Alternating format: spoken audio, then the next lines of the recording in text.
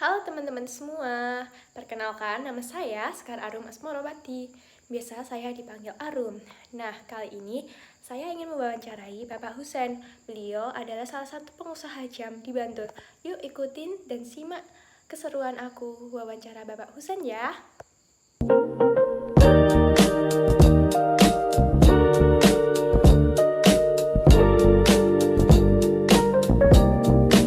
Assalamualaikum warahmatullahi wabarakatuh. Selamat sore teman-teman semuanya. Kali ini saya ingin mewawancarai Bapak Husen selaku salah satu pengusaha toko jam di Bantul. Bapak Husen, Ya, saya selamat ingin sore. saya ingin mengajukan beberapa pertanyaan mengenai toko jam Bapak Husen yang telah dirintis oleh Bapak. Ya. Berikut pertanyaannya ya Bapak. Pertanyaan pertama, berapa besar modal awal membuka usaha ini?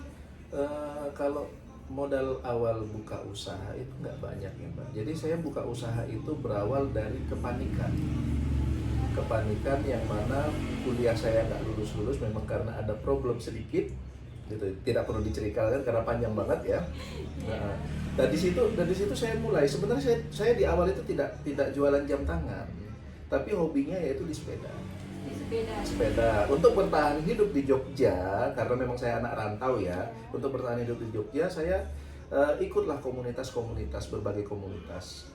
Nah, basically sebenarnya sebelumnya itu saya memang hobinya goes bersepeda. Dan disitulah mulai karena apa, orang bersepeda itu pasti punya banyak hobi.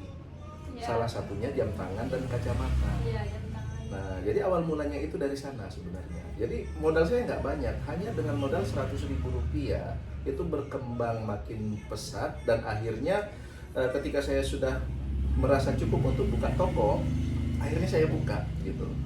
Tapi dengan konsekuensinya adalah sepeda saya jual untuk pengembangan usaha tersebut. Berarti modal awal tuh 100.000 ya Hanya Bapak? 100.000 saja. Oke. Percaya tidak percaya itu. 100.000 bisa membangun sebuah toko jam di Bantul. Ya, alhamdulillah. Oke, untuk selanjutnya pertanyaan kedua, apa alasan atau motivasi Bapak untuk membuka usaha toko jam ini? Ya itu, kita kembali lagi tadi berawal dari keresahan yang mana saya menuntut saya untuk mencoba mencari celah bagaimana bisa bertahan hidup di Jogja tadi. Jadi motivasi awalnya hanya untuk bertahan hidup gitu. Kebetulan kita ada celahnya, kita bisa belajar, terciptalah usaha tersebut. Oke, baik. Selanjutnya, pertanyaan ketiga, apa tantangan terbesar dalam menjalankan usaha toko jam Wijaya saat ini, Bapak? Tantangan terbesar itu pertama adalah modal. Kalau persaingan pasar itu kemungkinan tidak ada, karena setiap orang itu beda segmen masing-masing gitu. Jadi tantangan terbesar itu adalah modal, itu aja intinya. Oh, berarti modal aja ya Bapak? Iya. Oke, baik. Pertanyaan keempat, apa strategi Bapak dalam menentukan harga jual jam? Nah, strategi ini ya, kita kan jualnya second brand ya, second brand. Jadi yang namanya barang second itu tidak ada tolak ukurnya. Jadi tidak ada, kalau baru kan jelas price listnya sekian, di toko sekian, di toko lain sekian. Jadi selisihnya paling cuma 1 sampai 2 juta atau 100 sampai 200. Nah, kalau second hand itu bervariasi.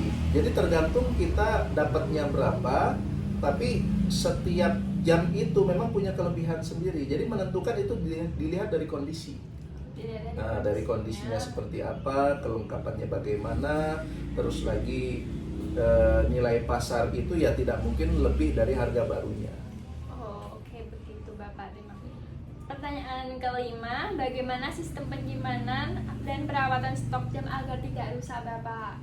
Kalau jam tangan sendiri itu sebenarnya barang paling gampang untuk disimpan. Ya, jadi sebenarnya mau ditaruh dalam kresek pun dia aman, karena bahannya pun sudah bahan material yang paling bagus, otomatis diciptakan untuk segala medan. Nah, tapi kalau untuk biar perawatan atau penyimpanannya itu lebih awet, itu pertama di ruang yang benar-benar kering, tidak ada basah, terus lagi temperatur udaranya stabil, gitu, dan sering kita bersihkan aja setiap hari. Kalau untuk jam kulit gitu, yang dari kulit gitu Pak? Nah, kalau Bahannya dari kulit. Kalau jam kulit sebenarnya begini ya, kita kan pedagang. Yang namanya pedagang itu apalagi barang second, itu insya Allah yang namanya barang tidak bertahan lama di sini. Jadi kalau untuk kulit sendiri ya memang kita simpan di tempat yang seyogianya untuk jam itu bisa stabil suhu udaranya. Oke, baik Bapak. Pertanyaan selanjutnya, apakah ada program diskon tertentu untuk pelanggan tetap Bapak? Sebenarnya gini ya, kalau untuk pelanggan tetap itu dengan sendirinya kita akan menurunkan harga. Jadi standar begini, katakan jam ini harga 10 juta.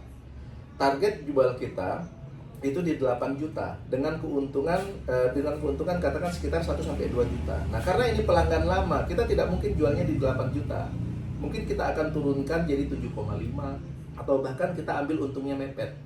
Ambil Gitu. untuk mepet ya berarti? Iya, karena memang pelanggan tetap itu yang harus kita jaga. Iya, oke Bapak. Pertanyaan selanjutnya, promosi seperti apa sih yang paling efektif menurut Bapak?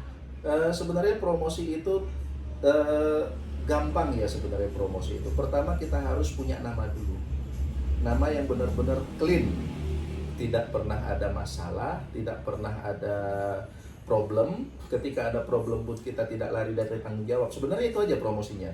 Tapi kalau untuk penjualan kita cukup terbantu dengan sosial media. Sosial media ini sudah banyak sekali. Bisa live di TikTok, terus lagi bisa di Facebook, di Tokopedia, Bukalapak dan lain sebagainya. Gitu. Oke, tapi Bapak sering promosinya kemana? Kita promosinya sih di sosial media tersebut, di akun-akun sosial media tersebut. Oke, baik. Pertanyaan selanjutnya, kesalahan apa yang pernah terjadi pada saat awal mengelola usaha Bapak? Kesalahan sebenarnya tidak bisa dibilang kesalahan ya, karena memang belajar itu memang harus ada yang dikorbankan.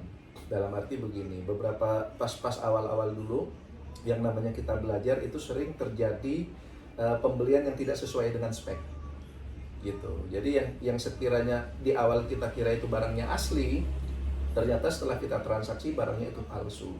Dan kita tidak bisa menuntut karena kita transaksinya langsung gitu. Nah, itulah untuk meminimalisir kesalahan tersebut. Itulah pentingnya yang namanya komunitas dan juga ilmu. Komunitas gunanya untuk bertanya, ilmu itu gunanya untuk spekulasi ke depannya. Oke, baik. Pertanyaan selanjutnya, apa tips bagi pengusaha pemula yang ingin membuka toko jam Bapak? Tipsnya ada 3 ya, saya kasih 3 aja. Yang pertama itu nama harus bersih. Nama harus bersih. Kedua, harus punya teknisi. Siapapun itu. Saya dulu pertama awal buka jam itu saya tidak tahu saya harus servis kemana. Disitulah saya hunting, cari teknisi yang bisa dijadikan rekanan. Tidak harus teknisi yang stay di sini. Jadi saya sendiri di Jogja itu ada sekitar 5 teknisi yang bisa saya rolling.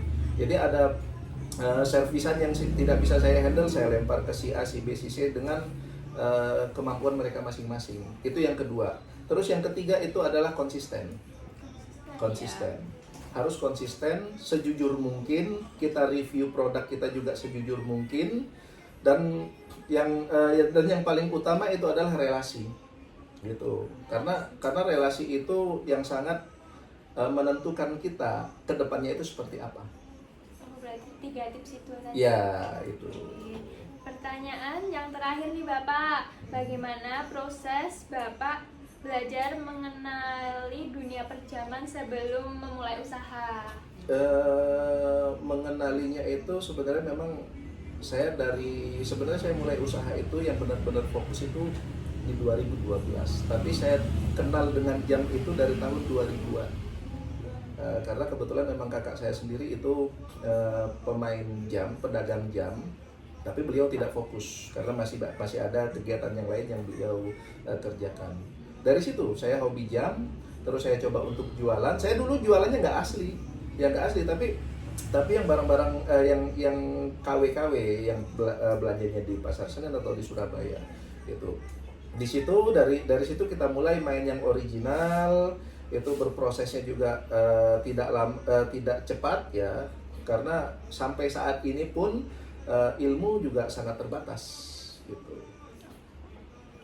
Gitu aja ya Bapak. Oke. Terima kasih Bapak atas wawancara pada sore hari ini. Semoga ilmu buat teman-teman yang melihat wawancara saya dengan Bapak bisa terinspirasi. Ya, bagi teman-teman yang lain yang ada di Yogyakarta, khususnya di area Bantul yang ingin menjual jamnya atau nyervis jamnya, yuk mari ke sini. Kita bisa bantu. Wijaya ya teman-teman. Terima kasih. Ya, sukses Sampai selalu jumpa. untuk Mbak.